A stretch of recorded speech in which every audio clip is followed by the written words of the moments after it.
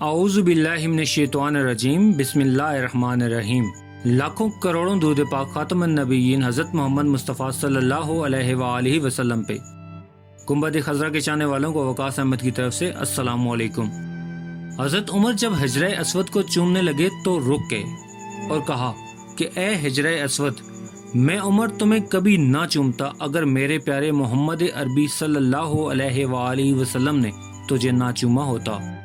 حضور صلی اللہ علیہ وآلہ وسلم نے ہمیں آج سے 1400 سال پہلے بتا دیا تھا کہ اس وقت تک قیامت برپا نہیں ہوگی جب تک کہ حجرہ اسود کو اس کی جگہ سے اٹھا نہ لیا جائے گا۔ 8 ذوالحجہ 1317 ہجری، یہ ان دنوں کی بات ہے جب کرامتہ فرقہ بہت زور پکڑ چکا تھا۔ کرامتہ فرقہ کے لوگ جس جگہ جس شہر یا علاقے کا رخ کرتے، وہاں کے شہر نیست و نابود کر کے تباہ و برباد کر دیتے تھے۔ اس طرح وہ مختلف علاقوں اور شہروں کو صفحہ ہستی سے مٹاتے جب وہ مقتدر بلا کے دور میں مکہ مکرمہ تک پہنچنے میں کامیاب ہوئے تو کرامتہ فرقے کے سردار ابو طاہر بن سلیمان بن حسن نے حرم مقدس یعنی کہ کعبۃ اللہ پہ حملہ کر دیا، اور اس ظالم فرقے نے اس قدر ظلم اور قتل عام کیا کہ آب زمزم کا کنواں مسلمان حاجیوں کی لاشوں سے بھر گیا۔ اس سب کی وجہ عجیب اور لالچانہ تھی۔ وہ یہ چاہتے تھے کہ کعبہ شریف پہ گولڈ کا لگا ہوا پرنالہ، جو کہ الحمدللہ آج بھی موجود ہے، اس پرنالے کو مقام ابراہیم کو اور حجرہ اسود کو وہ چوری کر کے لے جانا چاہتے تھے۔ حملے کے وقت 2 آدمی جب پرنالے کو اکھاڑنے کے لیے کعبہ شریف پہ چڑھے اور انہوں نے اسے ہاتھ لگانے کی کوشش ہی کرنا چاہی تو اللہ کے حکم سے وہ اسی وقت بیت اللہ کی چھت سے سیدھا گر کر جہنم واصل ہو گئے۔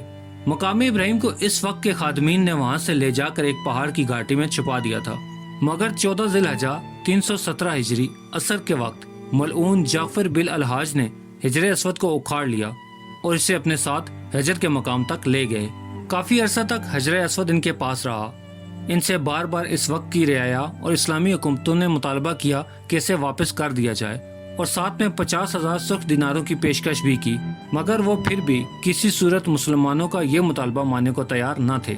پھر فاطمیوں کا مطالبہ کرنے پہ یہ واپسی کا مطالبہ زور پکڑ گیا، اور عبداللہ مہدی نے بھی ابو طاہر کو پیغام بھیجا کہ اگر حجر اسود واپس نہ کرو گے تو پھر جنگ کے لیے خود کو تیار کر لو۔